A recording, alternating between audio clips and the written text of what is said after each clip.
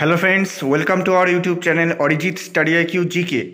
তো দেখো বন্ধুরা, আজকে তোমাদের সামনে একটি গুরুত্বপূর্ণ বিষয় নিয়ে আলোচনা করতে চলেছি এই ভিডিওর মাধ্যমে। তোমরা ভিডিওর থাম্বনেল থেকে নিশ্চয়ই বুঝতেই পেরেছো, ফুড এসআই যে রেজাল্ট সেটা কিন্তু পাবলিশড হয়েছে। ঠিক আছে, অফিসিয়াল নোটিফিকেশানে কিন্তু ফুড এসআই এর রেজাল্ট সম্বন্ধে কিছু নোটিশ কিন্তু ওখানে পাবলিশ হয়েছে। তো সেই বিষয়ে কিন্তু আজকে তোমাদের সামনে ডিসকাস করব। তো অবশ্যই তোমরা ভিডিওটি কিন্তু প্রথম থেকে শেষ অবধি উইদাউট স্কিপ দেখো।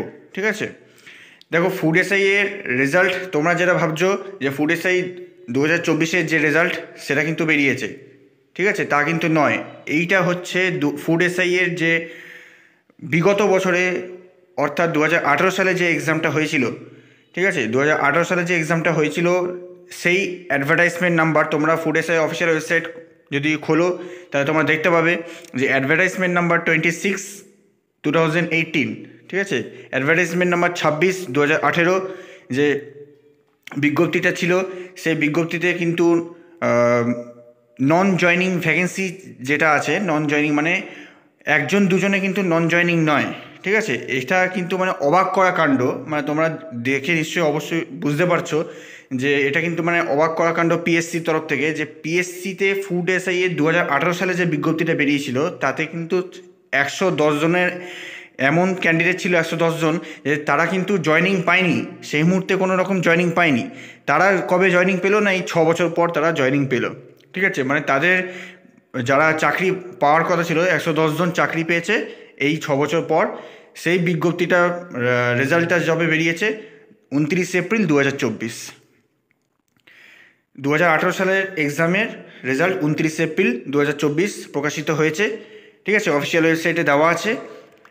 মানে তোমরা বুঝতেই পারছো যে কতটা মানে পিএসসি যে কতটা ডিলে করে, এক একটা রিক্রুটমেন্ট কতটা ডিলে করে। ঠিক আছে, মানে এক একটা মানে অ্যাসপিরেন্টের লাইফ নিয়ে বলতে পারো মানে ছিনিমিনি খেলা হচ্ছে। ঠিক আছে, তো কি বলবো, তোমরা সকলেই জানো পিএসসি কিন্তু বরাবর এরকমই করে এসেছে আগাগোড়াই, এক একটা রিক্রুটমেন্টকে 5 বছর 6 বছর ধরে ঝুলিয়ে রেখেছে, ডিলে করে রাখছে।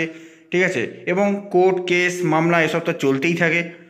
ঠিক আছে, তো আমার এটাই বলার ছিল যে দেখো, যদি ফুড এসআই 2018 রেজাল্ট যদি মানে যারা নন জয়নিং ক্যান্ডিডেট ছিল সেই নন জয়নিং 110 জন ছিল, ওই 110 জনের জয়নিং কিন্তু 18 সালে বিজ্ঞপ্তি পেয়েছিল, 19 সালে এক্সাম হয়েছিল।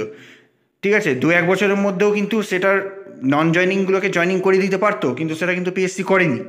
ঠিক আছে, তো সেটা করালো কবে না, 6 বছর পর।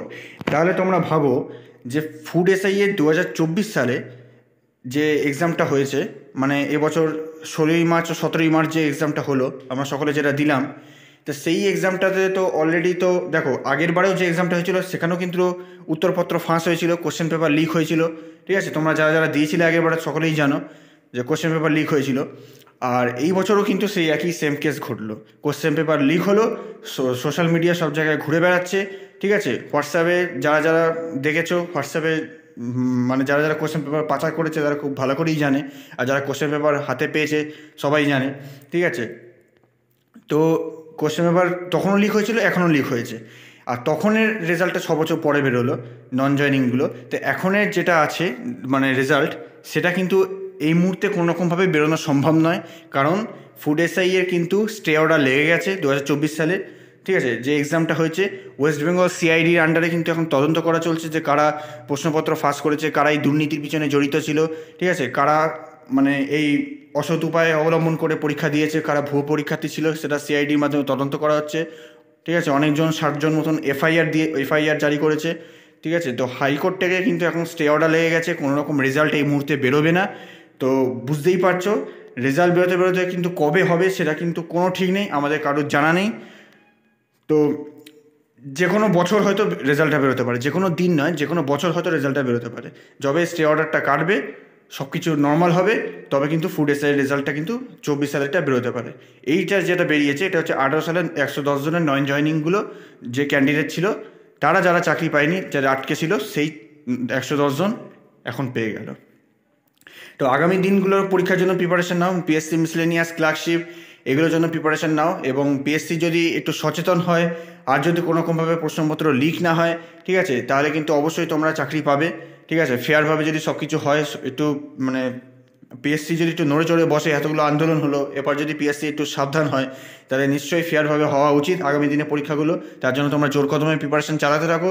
ক্লার্কশিপে কিন্তু বিশাল ভ্যাকেন্সি আছে, ক্লার্কশিপে কিন্তু ওর থেকে একটা সিট নিতেই হবে, এবং মিসলেনিয়াসও আছে তার সাথে, ঠিক আছে। আবার কবে ভ্যাকেন্সি বেরোবে তার নেই ঠিক, এই 5-6 বছর পর পর তো ভ্যাকেন্সি বেরোয়, আর রেজাল্টও সেরকমই বেরোচ্ছে। তো তোমরা কিন্তু এবার এটার জন্য জোর কদম প্রিপারেশন নাও। আমাদের চ্যানেল অরিজিৎ স্টাডি আইকিউ জিকেতে কিন্তু প্রচুর পরিমাণে ইংলিশের ভিডিও এবং জিকের ভিডিও ছাড়া হচ্ছে এবং ছাড়া হবে। তোমরা অবশ্যই যারা নতুন আছো চ্যানেলটিকে সাবস্ক্রাইব করে পাশে যুক্ত থেকো এবং নোটিফিকেশান বাটনটিকে অন করে রেখো, ঠিক আছে।